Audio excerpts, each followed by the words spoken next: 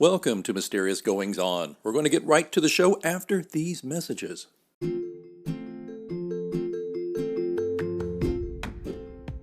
Hi, this is Michelle Cox. I'm the author of the Henrietta and Inspector Howard series, and you're listening to Mysterious Goings On. You know, one of the pure joys of doing this show, and I've done since 2016, my gosh, where does the time go? Speaking of time, I just tripped myself up, because one of the pure joys of doing this show is to talk about creativity in relation to time. Now, this is something that I'm particularly interested in right now, because we have a poet amongst us who is going to talk about her work and how the concept of time and acceptance runs through them. That's why I'm really excited to welcome the wonderful Sonia Iris Lozada. She is a poet and performer fascinated with perceptions of time, history, dreams, psychology, and the metaphysical. Her #1 best-selling publications include Inspire Me, Raw, Follow Akashic Dreaming Through Time, and Inspire Me, Perception. Her upcoming book is entitled Inspire Me in Time of Need, which is the third in the Inspire Me series. Poetry has always been Sonia's way of explaining the bicultural world around her. As an actor for both stage and screen, she has appeared in films such as Out of the Wild and Expired, among others. Her podcast, Poetic Resurrection, launched in February 2021 with great acceptance.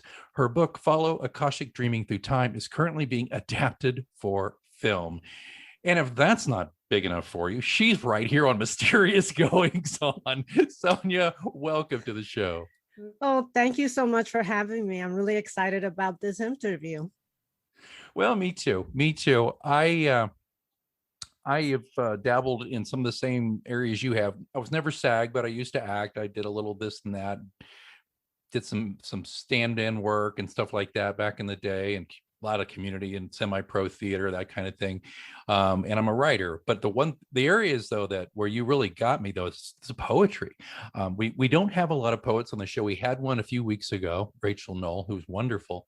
And I'm just in awe of poets, because I think that there is this particular confidence that comes with a poet who can put these things together, because I think that there are so many barriers to entry in people's minds to poetry. It takes a lot of, I'll just say it, I think it takes a lot of guts to be a poet. What do you think of that?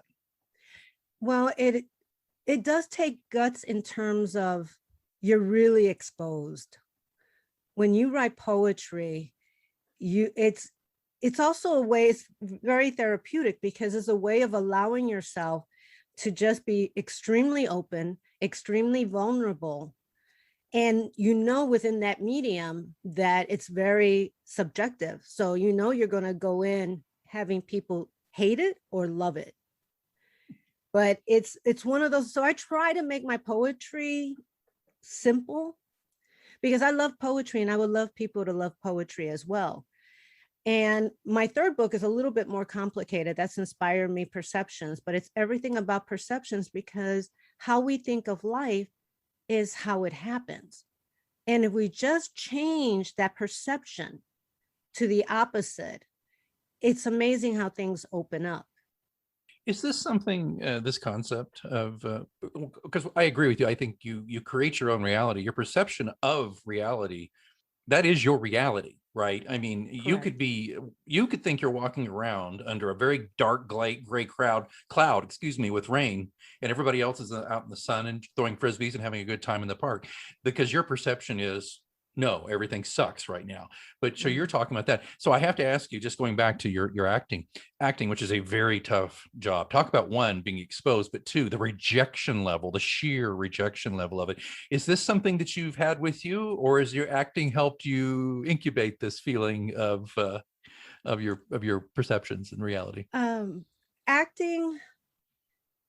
Acting is very difficult. In terms of the rejection rate, it's like 95%. And I fell into the rabbit hole of thinking that rejection is acceptable. and rejection is not acceptable.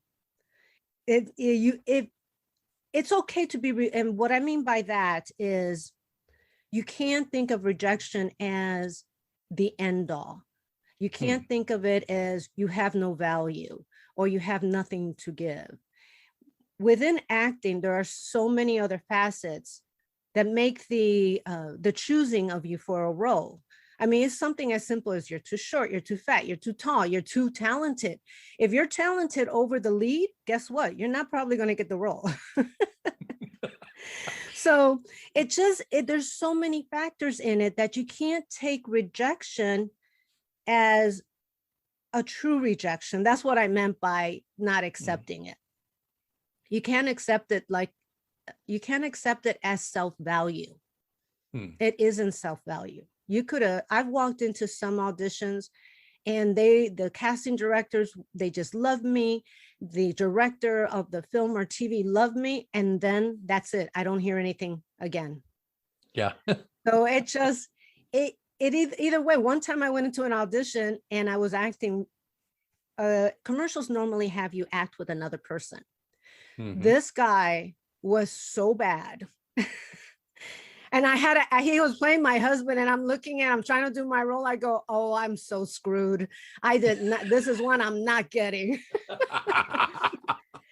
And I actually got it. In fact, it was because what happens is they have to submit that to the directors, you and them. But if you're acting against somebody that's not very good, sometimes they just trash it and don't even give it to the director to make a choice. But in this case, they did. And I actually got the job even though the guy was really bad. She apologized to me. No, he didn't get it. And she even apologized to me afterwards. She goes, I'm so sorry. I'm so sorry. And they apologized because, when they know your work. At this point in my life, when I go into a casting office, they already know me. Yeah. They know my work. They just want to see how I'm going to do the role. And if I'm good with whoever they already have. Right. So many times there was one time I actually was told I had a role and it was on a major TV show. And then they decided to just recast it after they told me they had it. So it's that you never know what's going to happen. I had a movie coming up and I was just waiting for the contract. And a week later, I still haven't heard anything. And the producers decided to offer it to somebody else. It's a hard business. And I can still recall talking about rejection, all that. This is an area where I didn't get rejected, Sonia. I did a lot of industrial film. I don't even know if do they still call it that, training film? Yeah, they do, but they're under SAG right now. A lot of them are under SAG. Well, I wasn't, and this was back here in the Midwest and years ago. And my agent kept getting these comments, which I got work, but the comments were, yeah, when it comes to, we want the good-looking guy, and then we want Alex to be like the screw up at work. We want the good-looking guy to be the good employee. We want Alex to always be and I just looked at her. I said, "Am I really that hideous?" She said, "No, but you're not A plus. You're not A-list or good looking. You're nice looking, but you're not that." And I had to learn. And then, but she said, "Remember something, Alex." I said, "What's that?" She says, "Your check's cash just the same as his too." It does, and you know what I find? That someone that is not the lead actually can steal a scene so much easier. Oh yeah. Really can. Yeah. Well, being the bad employee, I got to chew the scenery, and I did one for the Postal Service, and I mean, I got to just chew the scenery about all the wrong ways to do everything. I just thought this is fun. So yeah, totally. But Sonia, so back to poetry though, because I was going to say too, just like acting, I write mysteries and thrillers, and not everybody likes them. And the thing I had to learn early on, I'm on like my 8th one, is it's not for everybody. And that's not for me to say like, it's so good you don't get it. It's just, it's not for everybody, right? Not everybody's going to dig into poetry. I think a lot of people, I said earlier about a barrier to entry. I think some people are intimidated by poetry, and I love that you have what you say, that simple approach. But I think the thing the writers listening to this show, I hope, are going to glean from this, who are concerned about this, is just to remember it's okay if not everybody loves your work or not everybody reads it. I don't know. How do you feel about that? Oh, I totally agree. I mean, when Edgar Allan Poe was around, a lot of people didn't like his poetry. He was Sure. an excellent journalist, but much of his poetry was not accepted, and he's brilliant. He's one of my favorite, classic poets, because he was twisted. I like people that are a little twisted in their Really? Ooh. yeah. Well, stuff like, the cast of Amontillado. No. Oh, wait. yes. I mean, it's like dark. Oh, yeah. Isn't that the one where he bricks up people behind the wall? Isn't that Yes. one? Yeah. Yes. And the pendulum, I forget the actual name of it. Oh, the pit and the pendulum. Pendulum, The pit yeah. Yes. Sonia, I got to tell you something real quick about Edgar Allan Poe. So I went to Baltimore 20 years ago on a business trip, and he's buried in this really tiny little churchyard that's now between all these these buildings. It's one of those deals like you're in a neighborhood of a city and you've never been there, and you're just walking around and went, wait a minute, that's Edgar Allan Poe. So I went over there, and it was years ago when he had the first digital cameras, the big boxy looking things, Yes. And I had a colleague. I said, would you take my picture? I said, I'm a writer, and Edgar Allan Poe. And she's like, oh, okay. And she was like, whatever. She took the picture, and it was a digital. She took the picture like 5 times, and every time the picture was warped of me. No kidding, Sonia. I'm not kidding. The picture was warped. Like it was like something weird, like a weird gauzy veil or something that twisted the image of both me and the headstone. The picture never turned out properly. Ooh, the first thing I thought of when you just said that to me, there's like electromagnetic interference somehow, because it's a digital camera. Right. Eerie. Just saying. Yeah. It was probably low battery or something. Yeah, like the simple stuff that people that go to Ghostbusters and then they go, you're just sitting on a lot of electromagnetic stuff right now, so you're not really seeing anything. Yeah. Or that power transformer right there, 10 feet up, that might have an effect on your electronics. That's yes. Well, I'm sorry we were chasing rabbits there, but I love that stuff. So Sonia, talk to me about when did it hit you that did you just start writing the stray poem that eventually you put together into your first book, or did you say, I'm going to put together a book of poetry? What happened was me writing poetry was how I released a lot of stress. I've been doing it since I was a kid, so I guess I was a stressful kid without knowing it. But I always wrote poetry. Granted, I never edited it. I never publicized it. When I had to write poetry for a literary class, then I would fix that. In the 80s, I was a punk rocker and I wrote lyrics. Yes, I recorded with Bob Casale from Devo. He produced me on one. Really? Why is that not in your bio? I don't see that in your bio. No, it is not in my bio.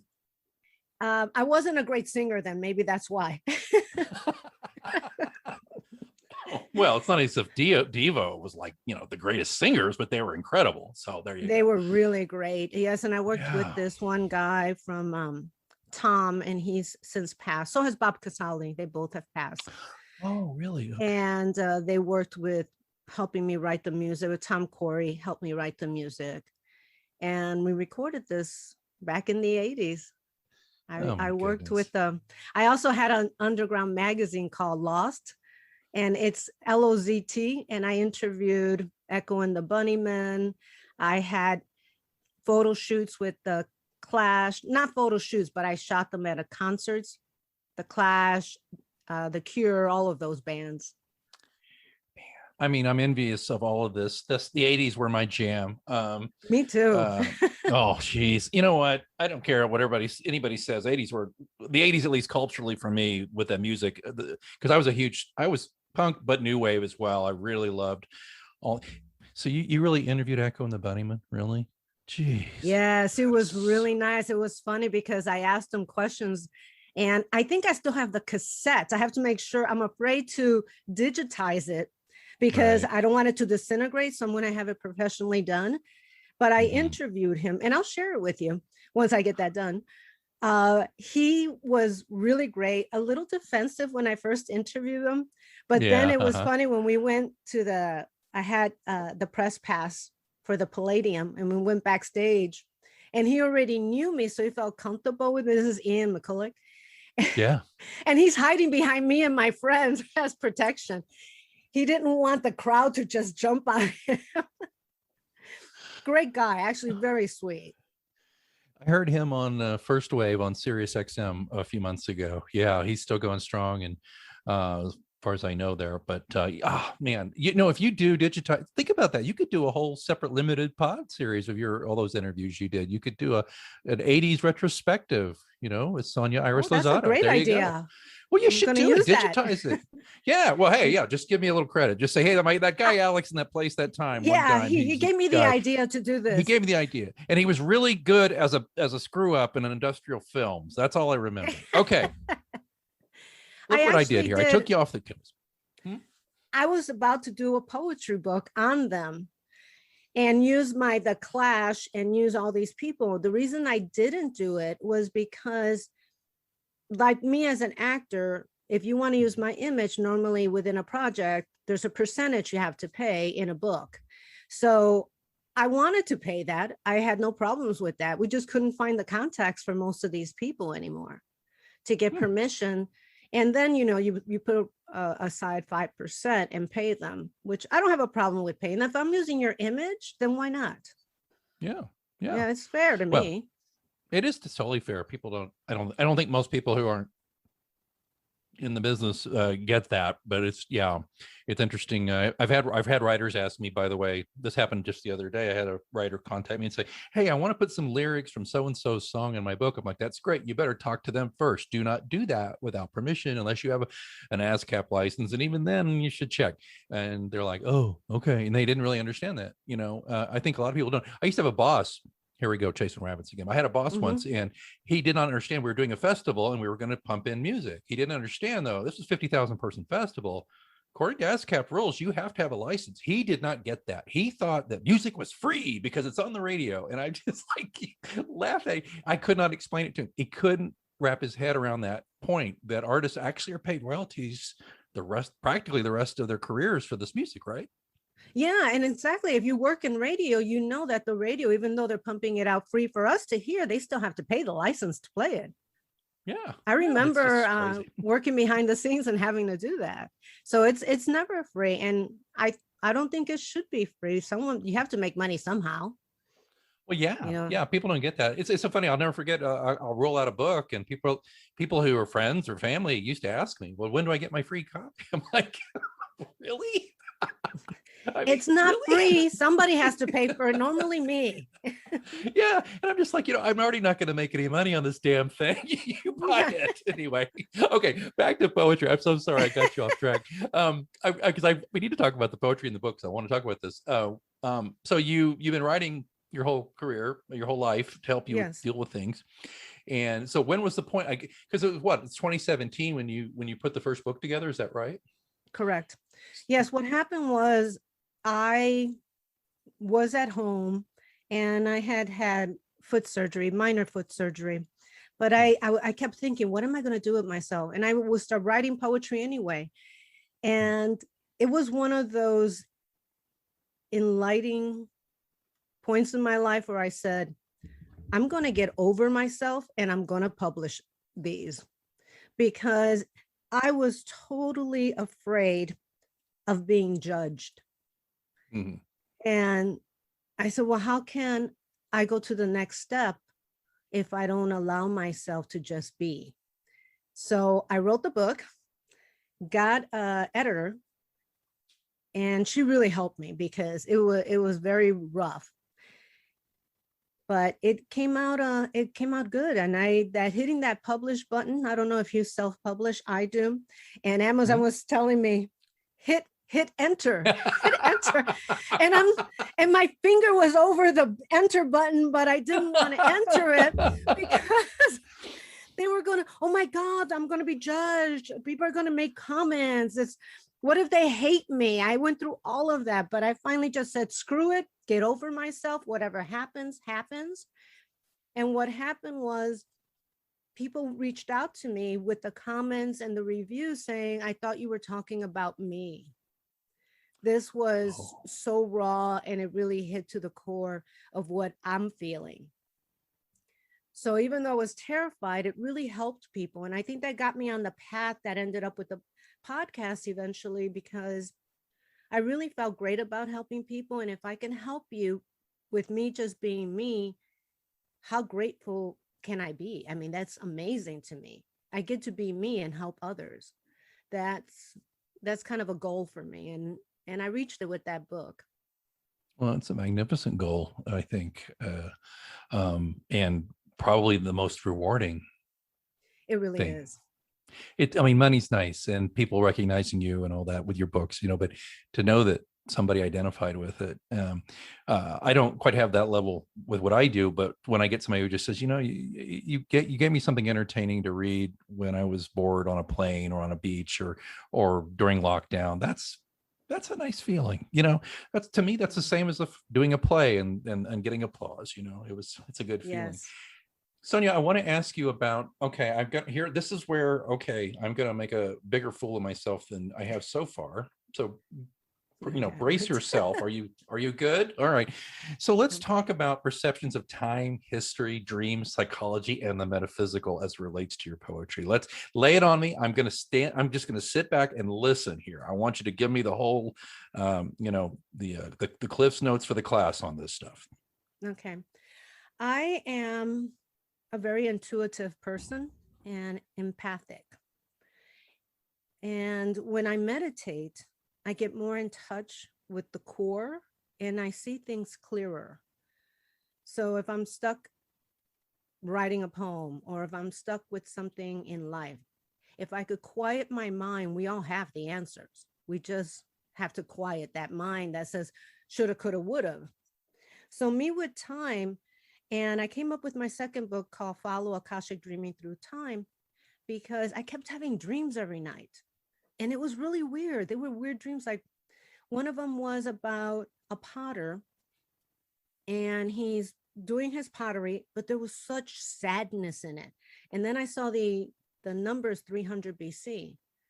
So I wrote that down, and then I decided to do some research, and I went through all the different countries, Europe, Africa, South America, to look at their pottery about what happened in 300 BC. And until I got to the terracotta soldiers in warriors in China, I said, that's it. That is it. So I started doing research, and the research pointed that even though a potter that made the terracotta warriors was an artisan and very well respected, they still worked very long, hard hours. And I put it where the artisan was missing his family. He just wanted to be home. He knew he had a prestigious position with making that because that was an honor at that time. And so I just came up with the first stanza. Another one was really weird. I saw a woman in Native American, and she was quickly trying to make a brew. She had a mortar and a piston. I guess that's what they're called. And she, this was a dream. Most of these are dreams.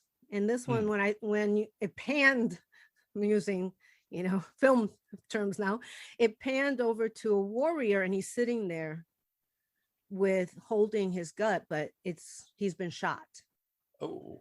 And so she's trying to make a brew. And so I came up with another poem for that one. I did more research to find out what things were called at that time. There was another one about a baker who I saw with the peel pulling out the bread, and he's this big guy, bald-headed, all sweaty. And it was just like he was working so hard.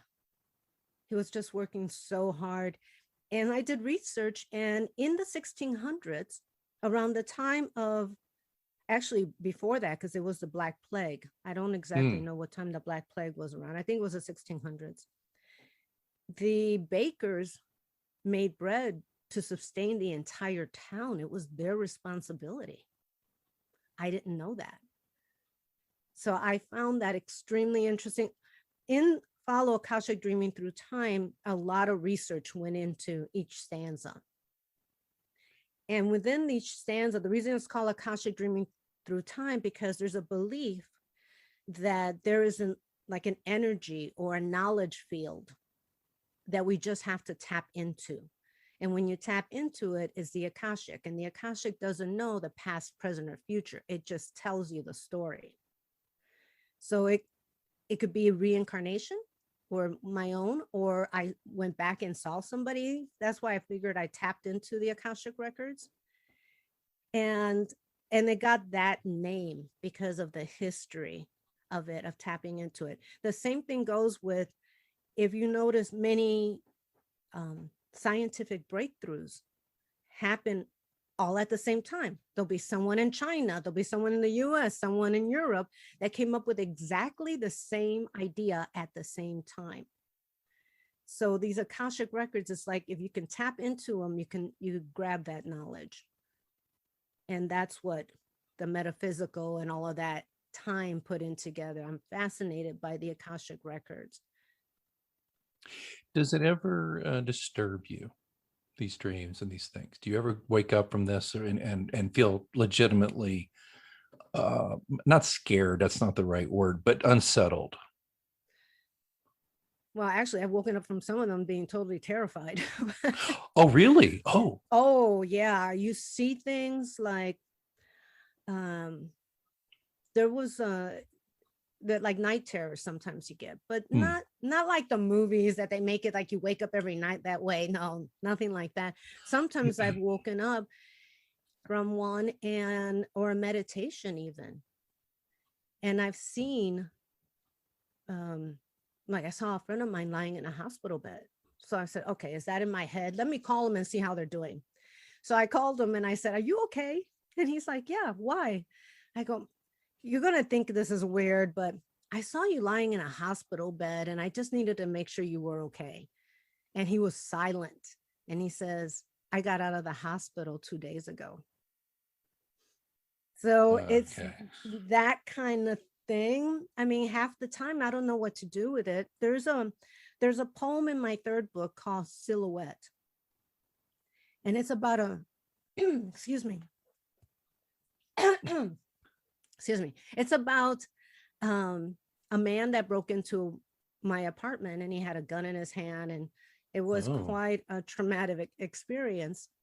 And the reason I bring it up, it's because I saw that happening 2 months before. I kept having these recurring dreams. And when I told my friend who was now in New York, she said, I'm so glad I wasn't there. She goes, that's that dream you kept having. And I had forgotten about it. And she's the one that reminded me. And so that dream Silhouette, I mean, that poem Silhouette is about that experience. Are you, and I maybe you said this and I'm just misinterpreting but here, let me just make my assumption. So if you're the dreamer, are the dreams always in reference to your own life in your belief system? Like, as you said, maybe it's being a former life, or are you often just like an observer turning on some kind of Akashic TV you're watching? I think it's both. It's hard for me. Yeah. I think you're just getting, and I feel anybody can do this. Anybody can. Oh yeah. You just have to quiet the mind. If you look at that's so easy. Oh yeah. Right. I'm a meditator. I've been meditating for a long time. But I have a phrase that I used on, I got interviewed on another podcast and the woman just loved it. The soul whispers as the mind screams. So really having to quiet that mind. And the mind, people say, oh, the mind does this and the mind does that. Mind is not a bad thing.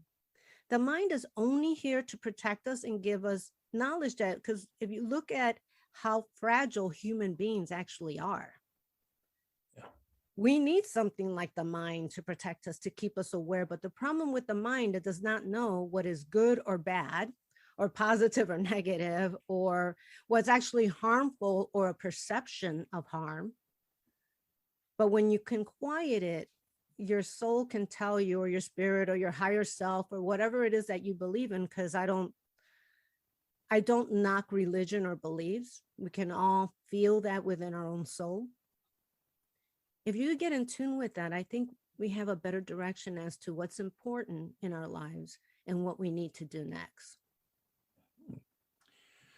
It's, yeah, do you think people are actually receiving a lot of these dreams and just write it off as, well, that was nuts? You know what I mean? Like, I'll have this crazy dream where apparently I'm, actually eating a hat with syrup on it because I said something silly to a baboon who was hanging out at the movies. And I said, you also need to be quiet because the show's about to start. And then a pink bicycle ran over me with a Barbie doll trailing behind it. All of those things. And am I supposed to like look at that and go, obviously that means something? Or is sometimes, in your opinion, and I'm not knocking what you're saying, I'm just throwing this out here, do you think sometimes those dreams are just the brain's way of getting rid of it's like recycling all the crap that maybe that's been in your consciousness? Or do you reject that? It can be, but look at what the story you just told me. It could have been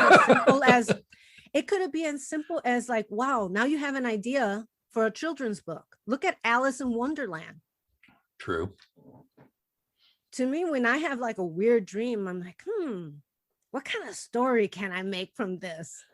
To me, life, it's just a story coming to you. And it's your creativity when your mind is quiet and it's allowing you to visit your inner soul, your inner beings. I mean, that I just saw a children's book with everything you just said to me. I probably should do a better job of listening to my inner child too. And I don't mean that facetiously at all. I think you get far into adulthood, some people, I know I have, and it's easy to lose touch with that fun, goofy side. It's funny. I have a friend who listens to both of my podcasts who says, sometimes on these shows, you just get outright goofy. And I said, I know it's embarrassing. They're like, no, it's just nice to see you unfettered by convention or worried about how you look or sound, and that's a gift, Sonia. I think, I don't know, because that leads me into my next question, because you're a podcast host just like me. And I'm sure you're too nice to say it, but I'll say it. Sometimes I have guests that leave me a little cold, but then sometimes I have guests who I connect with and we're laughing and it's like we're old friends, and we may never meet again, but I'll always feel like they're my friend because we had an hour together and it was a hoot. And then there's just some that are just really closed off people for whatever reason. I just wonder if you've encountered the same thing in your show. Yes, I have. And I'm probably like you. You're a very good listener. So when you're a good listener, you get those little cues that people throw out. Yeah. And you get them instinctively. And it is hard to make people open up when they don't want to. Right. I find some people, it's all fear. Yeah.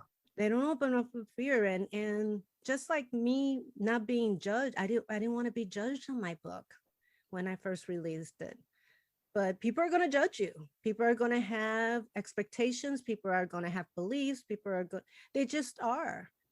Yeah. But I find that if you are more authentic, and I know that word is so overused these days, but if you can be more authentic, I think that's all that really matters.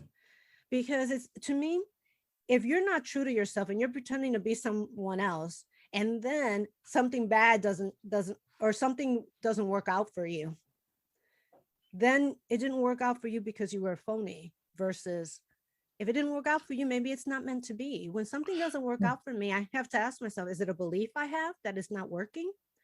Or am I not meant to go that way? Right. Why do you call your show Poetic Resurrection? I call my show Poetic Resurrection because I was lazy, and my website is called Poetic Resurrection. Okay, wait, next question. Why do you call your website Poetic Resurrection? Let's use that radio voice. Get right on there, yes. I called it Poetic Resurrection because for me, my poetry was a resurrection. For me to open up and allow myself to publish, I felt like I was resurrected. I felt that I was no longer pretending to be something I wasn't. It was my own resurrection. And when I went looking for names, because let's face it, poetic and poet, it's like those names are all taken up. So I said, well, Yeah. this is probably not going to be available, but let me look up Poetic Resurrection, because that's what I went through. And it was available. You know, So some might say did that's it. poetic justice. I don't know. Yes, there's also a show named that. I looked that one up too. Yeah, I like that though. This is actually a show about poets solving crimes. Poetic justice. All right. I know we're getting, gosh, this has gone so fast. We're getting there. I'm not done yet though. I have to ask something here. Mhm. Akashic Dreaming Through Time is currently being adapted for film. Yes, what's happening? I did a film called Expired many years ago, and I'm still friends with one of the producers, a wonderful guy, and David Fredo, who was a producer on that show. And we read my book, and he says, this can be movies. And because I told him what I was doing with it. I had someone that was in one of the studios was interested in the story, but there's nothing written except a poetry book. And it was a friend of mine that worked with the studio. So it was a contact really. And so we went through because each one is like a historical film on its own. And then we were writing on it. And there was one that was pretty intense, and it's political. And then everything happened with the, COVID, and then a couple months on Capitol. So I think we're going to stay away from that one. We're going to pick another one. The other one we had picked because the book is international. The first poem is with the terracotta soldiers, and then there's places in France and in South America and in America. So my idea was to do co-productions with other countries to do this, but we were just writing the treatment. We were not writing the script. So we were going to use his context too and present the treatment to these places. We're still going to be writing on it. We just, I think, are switched from the political one with everything politically that happened. Yeah. We're kind of staying away from the political version of it, but that's what's happening with the book. So you're kind of you're hoping to get in the situation where you're going to be shown into producers' offices, handed a bottle of water, and then they're going to ask you to tell us what the movie is about that you're trying to pitch to them. Is that kind of the next step for you? Well, once you submit a treatment, then you see who's interested. Right.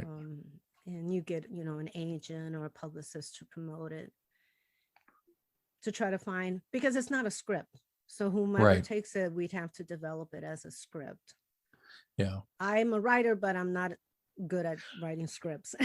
You just read my mind, because I was going to say, so given the opportunity, but you would not want to get on final draft and do the screenplay. No, it's not where I'm strong at. And there's other people that are extremely strong with it. I can do all the visuals. That part is easy for me. That's why the treatment would be good.